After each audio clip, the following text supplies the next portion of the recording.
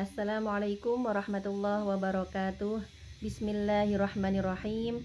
Hamdan wa syukranillah, sholatan wa salaman daimaini mutalazimaini ala rasulillah. La haula wa la quwwata illa billah, amma ba'du.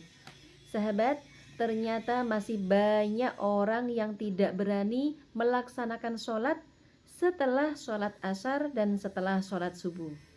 Nah, apa alasannya dan bagaimana seharusnya sikap kita memperlakukan waktu-waktu tersebut? Simak jawabannya dalam kajian hari ini, yaitu kitab Fathul Qorib karangan Syekh Allamah Muhammad bin Qasim Al-Ghazi. Bismillahirrahmanirrahim. Qala al-muallifu rahimahullahu ta'ala wa nafa'ana bihi wa bi'ulumihi wa amaddana bi asrarihi wa a'ada alaina min barakatihi fid dharaini amin. Faslun wa khumsatu awqatin utawi 5 pira-pira waktu. La yusolla kang ora kena den lakoni salat fiha ing dalem khumsatu awqat illa salatun kejaba salat laha kang tetep ing dalem salat apa sababun sebab. Nah, ini perlu kita pahami. Jadi ada 5 waktu yang kita dilarang melaksanakan salat. Sholat apa yang dilarang? Sholat yang pertama adalah sholat sunnah mutlak. Karena tidak ada sebabnya, tiba-tiba kepengen aja sholat daripada mager ya, sholat. Nah, ini namanya sholat sunnah mutlak, tidak ada sebabnya. Yang kedua, sholat yang dilarang adalah sholat sunnah yang sebabnya itu menyusul, mutaakhir. Contohnya adalah sholat sunnah hajat, ya, keinginannya itu kan di akhir. Ya Allah, saya kepingin. Ya, itu sholat hajat. Itu namanya sholat sunnah yang sebabnya di akhir. Kemudian sholat sunnah istikharah, ya, minta pilihan sama Allah, pilihannya di akhir. Dan sholat sunnah umroh. Semoga yang menyimak kajian ini ditakdir bisa umroh semuanya. Amin ya rabbal alamin. Jadi sholat yang diharamkan itu hanya sedikit, ya, tidak banyak, hanya sedikit, yaitu sholat sunnah mutlak, sholat sunnah yang sebabnya di akhir, yaitu sholat hajat, sholat istikharah, dan sholat sunnah umroh, ya.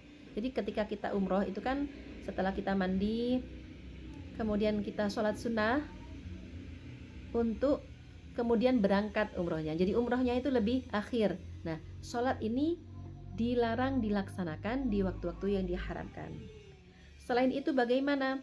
Contoh, sholat qodho, ya. Apabila misalkan ketika zuhur ketiduran, ternyata bangun-bangun sudah waktu asar, maka setelah sholat asar kita boleh melaksanakan sholat zuhur untuk qodho sholat yang sudah ditinggalkan. Atau ketika setelah sholat subuh kita sholat sunnah ba'diyah isya, karena mungkin tadi malam lupa, setelah sholat isya lupa tidak sholat sunnah ba'diyah, maka kita boleh melaksanakan sholat sunnah ba'diyah isya setelah sholat subuh. Atau misalkan ketika kita berangkat ke masjid, ternyata masjidnya sudah mulai berdiri, orang-orang sudah mulai iqomat berdiri, maka kita makruh misalkan melaksanakan sholat qobliyah, karena kita harus mengikuti jamaah sholat subuh.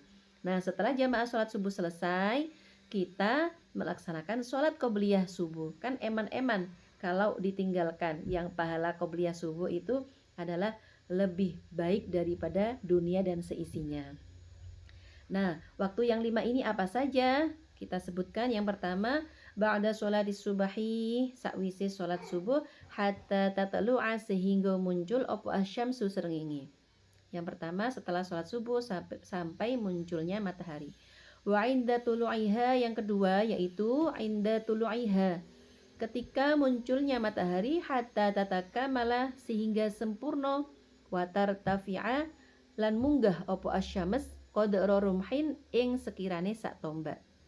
Waktu haram yang kedua adalah mulai dari munculnya matahari sampai matahari setinggi tombak.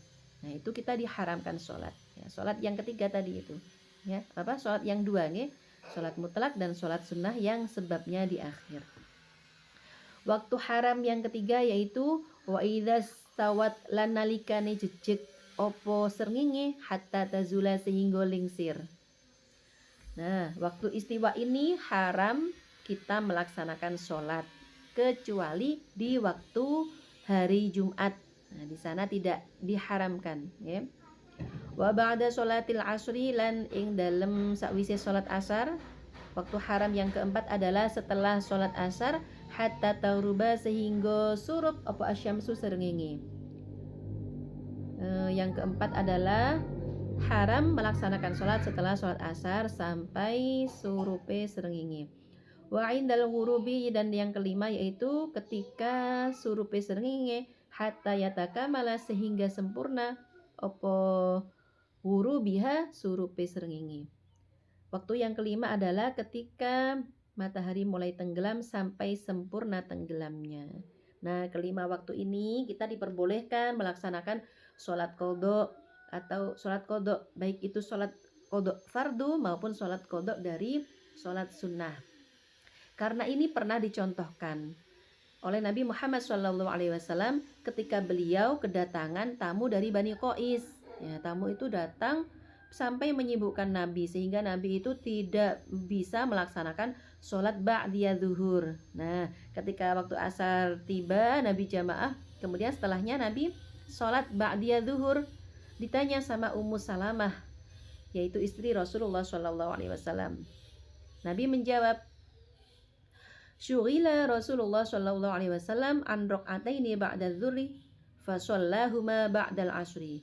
Jadi Nabi Muhammad karena sibuk tadi, beliau melaksanakan sholat ba'diyah zuhur setelah asar. Demikian sahabat, jadi bisa disimpulkan ya, kalau kita punya kewajiban qodho fardu atau ingin melaksanakan qodho sholat sunnah, boleh dilaksanakan di waktu-waktu yang 5 tadi. Atau ingin melaksanakan sholat sunnah yang ada sebabnya. Contoh, setelah kita wudhu, kan kita disunahkan untuk sholat sunnah wudhu. Nah, itu boleh kita laksanakan karena sebabnya ada di awal. Dan sholat itu boleh dilaksanakan di semua waktu di Masjidil Haram. Ini contoh, ketika kita setelah jamaah subuh, kita tawaf, melaksanakan tawaf. Setelah tawaf kita disunahkan untuk sholat. Nah, itu kan sudah munculnya matahari, tapi belum setinggi tombak umpamanya. Itu kita boleh melaksanakan sholat. Karena di Masjidil Haram itu di semua waktu kita tidak diharamkan untuk melaksanakan sholat. Dan catatan lagi, apabila kita ingin melaksanakan sholat hajat, ya, karena kita mendesak hajatnya, ketika itu setelah ba'da asyar kita ingin melaksanakan sholat hajat, maka kita boleh melaksanakan sholat hajat tersebut jika diawali dengan sholat sunnah wudhu terlebih dahulu. Demikian sahabat, mudah-mudahan kita bisa mengambil manfaat dari pembelajaran hari ini. Kami mohon maaf apabila ada salah kata, dan mudah-mudahan ibadah puasa kita diterima oleh Allah Subhanahu wa taala. Amin ya rabbal alamin. Demikian saya akhiri. Wassalamualaikum warahmatullahi wabarakatuh.